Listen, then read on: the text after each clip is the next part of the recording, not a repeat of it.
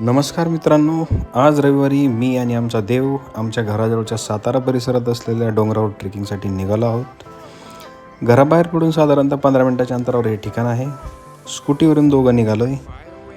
पाण्याची बाटली, थोडंसं स्नॅक्स आणि येताना थोडीशी केळी सोबत घेतली आहे. चला तर मग सुरुवात करूया आपल्या छोट्या प्रवासाची. स्कूटीवरून चालताना शहराचा गोंगाट मागे राहतो आणि समोर हिरवळ, मातीचा सुगंध, थंड वारा, एकदम मन शांत होतं. देव मागच्या सीटवर बसून म्हणतो, पप्पा हळूहळू चालवा, वारा जबरदस्त आहे. आम्ही हसतो आणि पुढे निघतो. वाटेतच रस्त्याच्या दुतर्फा झाडं, काही शेत आणि पावसाचं हलकं वातावरण एकदम ट्रेकिंगसाठी परफेक्ट दिसत होतं.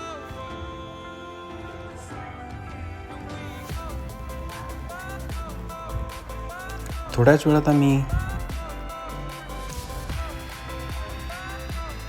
जिथं आम्हाला ट्रेकिंग चालू करायची तिथं आम्ही पोहोचत होतो.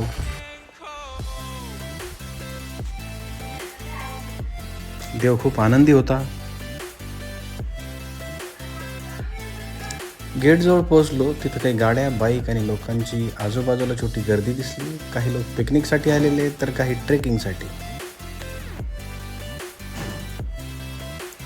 मग आम्ही गाडी पार्क केली आणि ट्रेकिंगच्या दिशेने निघालो.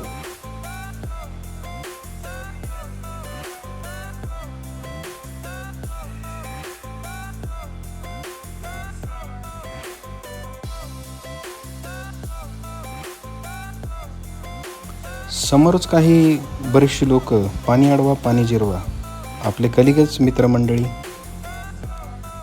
उपक्रम राबवत होते आणि मनात एक विचार आला, खरंच या उपक्रमामुळेच हा भाग इतका सुंदर दिसतोय.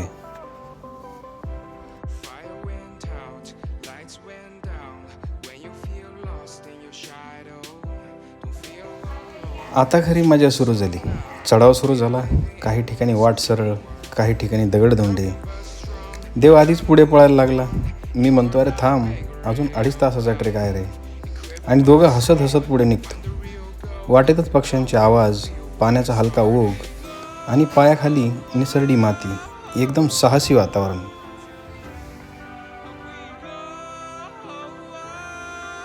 सकाळचे 7:15 वाजले होते. आम्ही 5 वाजल्यापासून उठलेलो होतो. सकाळी जाऊन दूध वगैरे घेऊन आलो होतो. त्यानंतर आम्ही केळी आणली होती. म्हटलं थोडासा बसून नाश्ता करून घेऊ म्हणून थोडंसं केळी खाल्ली. थोडा वेळ तिथं शांत बसलो.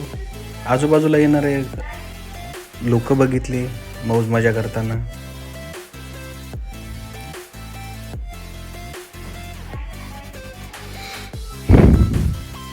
या डोंगरदऱ्यामध्ये येताना लोक जे काही स्नॅक्स वगैरे घेऊन येतात, चिप्स वगैरे घेऊन येतात. सहजी कचरा कोणी या डोंगरदऱ्यामध्ये टाकत नाही. तो कॅरी बॅगमध्ये तसाच घेतात आणि जाताना जे आहे कचरा कुंडीमध्ये टाकून देतात.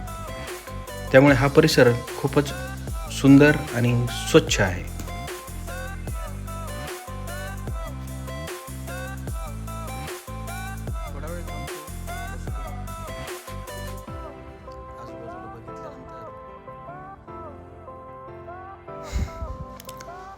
मग आम्ही केळी वगैरे खाऊन केळीच्या साली त्याच बॅगमध्ये टाकून उरलेल्या केळी सोबत घेऊन पुढे निघतो. वातावरण खूपच छान आणि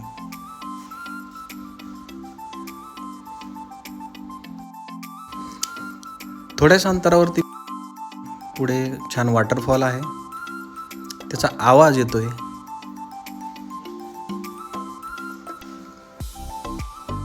त्यामुळे वॉटरफॉलकडे निघतो.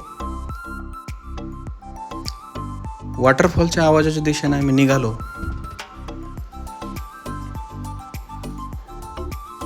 देव पण खूप उत्साही होता.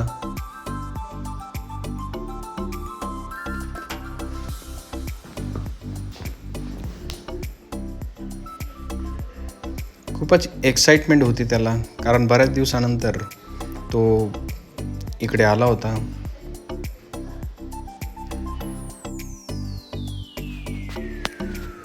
त्याच्या शूजचे लेस निघाले होते. मी बांधून दिले घाई गडबडीत. खूपच एक्साइटमेंटमध्ये तो पळत होता.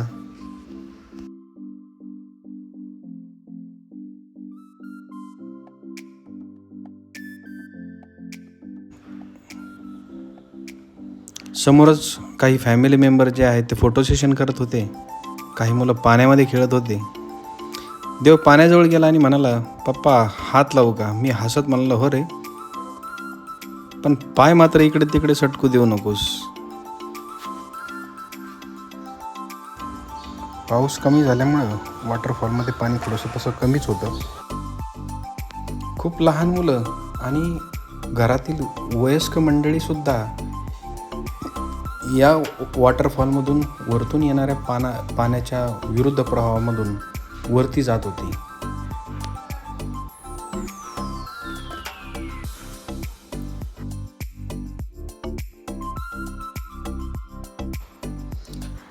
आम्हीसुद्धा वॉटरफॉलची मजा घेत घेत कुठे थांबत, कुठे बसत, कुठं गप्पा मारत हळूहळू आम्ही पुढं निघालो होतो. आणि आमच्या मागं ते कुटुंबसुद्धा निघालं होतं.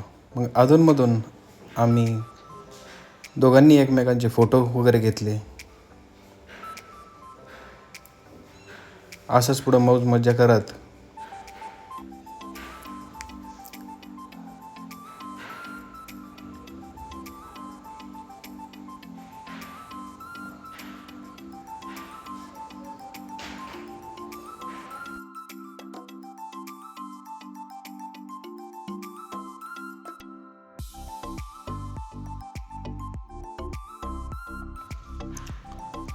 असंच मौज मज्जा करता आम्ही पुढे निघालो. ना आमच्या मागं ते आलेलं मोठं कुटुंबसुद्धा, ज्यामध्ये खूप लहान मुलं, मध्यम वयातील महिला व्यक्ती तसेच वयस्क मंडळीसुद्धा या एवढ्या दगडधोंड्यामधून वरती येत होती.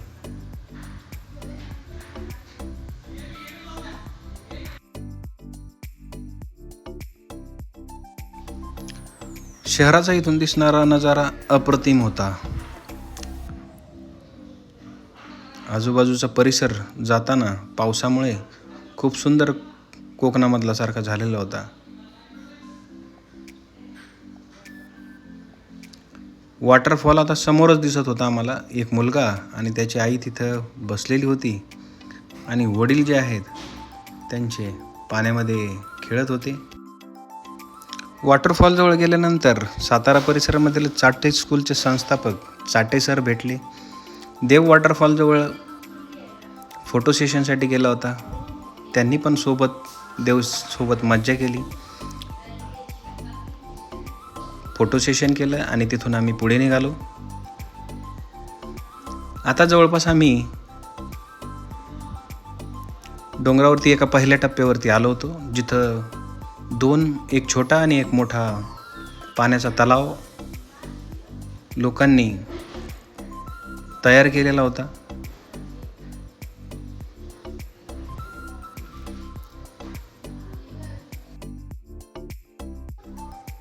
आम्ही तिथे पोहोचलो आणि बघितलं की एक बाबा 5 लिटरची कॅन जी आहे पाठीशी बांधून ते स्विमिंग करत होते. पाणी बऱ्यापैकी डीप होतं. देवलासुद्धा स्विमिंग करण्याचा काही मोह आवरला नाही. तो म्हणे मला स्विमिंग करायची. त्याला बऱ्यापैकी स्विमिंग येत होती, म्हणून मी त्याला म्हटलं काही हरकत नाही, स्विमिंग कर.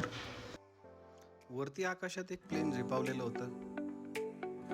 मोरांचा वावर बऱ्यापैकी आहे. तर हे समोर जाणारे महाशय यांना कुठंतरी मोरांचे पीससुद्धा सापडले. ते घरी घेऊन गेलेत. आणि देव पाण्यामध्ये जाण्यासाठी घाबरत होता. बऱ्याच दिवसानंतर स्विमिंगसाठी तो आतमध्ये गेला होता, म्हणून मी पण गेलो. परंतु त्याला डीप पाण्यामध्ये जाण्याची भीती वाटायला लागली आणि त्याने मला आग्रह केला की पप्पा तुम्ही पण स्विमिंग करा. तो काही डीप पाण्यामध्ये जाण्याच्या तयारीत नव्हता. तसा तो डीप पाण्यामध्ये त्याने चांगल्या प्रकारे त्याला स्विमिंग येतं. पण बऱ्याच दिवसानंतर तो स्विमिंगसाठी आल्यानंतर त्याला भीती वाटत होती, म्हणून मी सुद्धा त्याच्यासोबत स्विमिंग करायचं ठरवलं. आणि तिथून पुढं आम्ही दोघांनीही स्विमिंगचा आनंद घेतला. आमच्यासोबतच बाजूला एक कुटुंब येऊन बसलेलं होतं. त्याच्यापैकी एक 16-18 वर्षाचा मुलगा जो आहे तो सुद्धा आला आणि तो वेगळ्याच पद्धतीने पावताना आम्हाला दिसला. बऱ्याच वेळा तो नुसते पाय वरती करायचं आणि डोकं खाली करायचं. असं स्विमिंग पहिल्यांदाच बघायला मिळालं.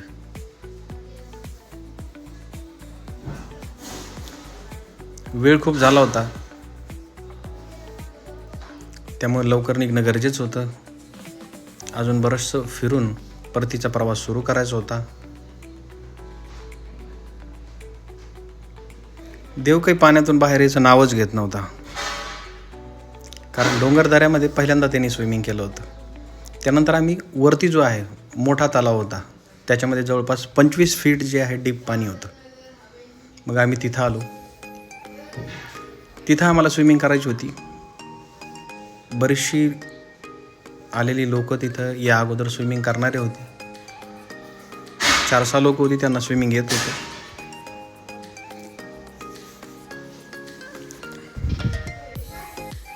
देवला आणि मला सुद्धा स्विमिंग करायची होती. खाली डीप पाणी कमी होतं माझ्या हिशोबाने, देवच्या हिशोबाने भरपूर होतं.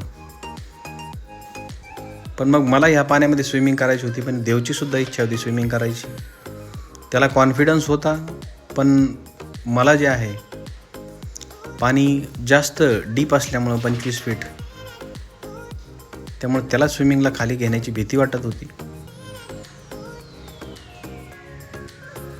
म्हणून त्याला स्विमिंगला मी काही खाली येऊ दिलं नाही आणि मी स्वतः स्विमिंग करण्यासाठी उतरलो आतमध्ये. हा खूप मोठा तलाव आहे आणि डोंगर भागामधलं पाणी असल्यामुळे हिरवं पाणी दिसतं आणि स्वच्छ पाणी आहे. स्विमिंगचा थोडासा मी आनंद घेतला. देवनी तोपर्यंत माझं व्हिडिओ शूट केलं. मग मी उलटं सोयीचं जे काही मला वेगवेगळे प्रकार येत होते त्या पद्धतीने मी स्विमिंग करून पाहिलं. डोंगरदऱ्यातला हा परिसर सकाळचे वाजलेत 8:15.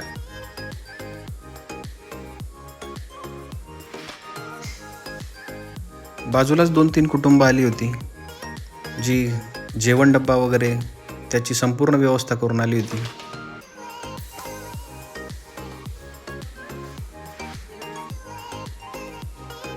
सूर्य डोक्यावरती आलेला होता आणि आता वातावरण बऱ्यापैकी गरम व्हायला सुरू झालं होतं. त्यानंतर आम्ही तिथून निघालो परतीच्या प्रवासाला, कारण वेळ खूप झालेली होती. इथे एक गोष्ट खूप कौतुकास्पद आहे. स्थानिक लोकांनी मिळून पाणी अडवलंय. येणारे जाणारे जे काही सुशिक्षित लोक आहेत त्यांनी हे उपक्रम राबवलेत. या मोहिमेतून पाणी साठवण्यासाठी छोटे मोठे तलाव तयार केलेत. या तलावामुळे संपूर्ण परिसर हिरवागार राहिला. अशा प्रयत्नांनी खरंच निसर्गाचं रक्षण होतं.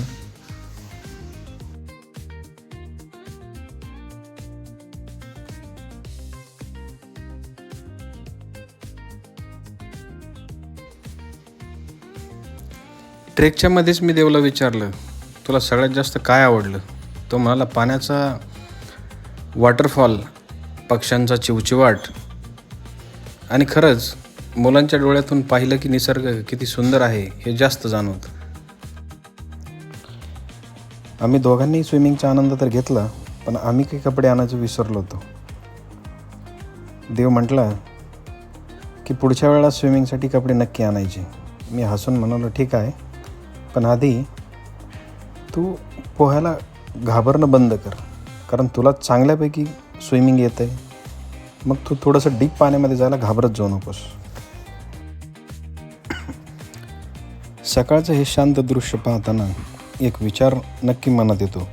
निसर्ग आपल्याला रोज काहीतरी देतो, पण आपण त्याला किती जपतो?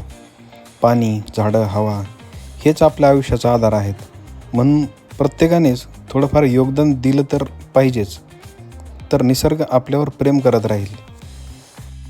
स्थानिक सांगतात की पूर्वी इथे पाण्याचा खूप अभाव होता, त्यामुळं डोंगर एवढं पावसाळा वगळता उन्हाळ्यामध्ये आणि काही वेळा हिवाळ्यातील शेवटच्या 2 महिन्यामध्ये एवढं हिरवळ राहत नव्हती. पण सुशिक्षित लोकांनी एकत्र येऊन पाणी साठवण्याचे तळे बांधले आणि आता हा परिसर पूर्ण हिरवा झाला आहे. त्याच्या मोहिमेमुळे सकाळच्या या प्रकाशात इतकी शोभा दिसते की आपण शब्दात सांगू शकत नाही. काही स्वयंसेवी गट इथे नियमितपणे सकाळी स्वच्छता मोहीम राबवतात. कचरा टाकू नका, झाडं तोडू नका अशी सूचना देतच असतात. लोकांचं निसर्गावरील प्रेम खरंच जाणवतं. ट्रेक संपून आम्ही सकाळच्या थंड वाऱ्यात स्कूटीवरून परत निघालो. सूर्य आता वर आला होता, पण मन मात्र अजून त्या डोंगरावरच होतं. आजचा दिवस खूप छान गेला. निसर्ग, शांतता आणि देवसोबतची सुंदर सकाळ. मित्रांनो, अशा ठिकाणी जा, पण निसर्गाची काळजी घ्या. आणि व्हिडिओ आवडला असेल तर लाईक, शेअर आणि सबस्क्राईब करायला विसरू नका. पुढच्या सफरीत पुन्हा भेटूया. जय महाराष्ट्र.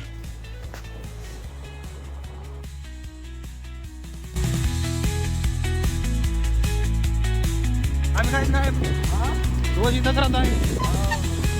मग वरती योगदान होतं काय काही.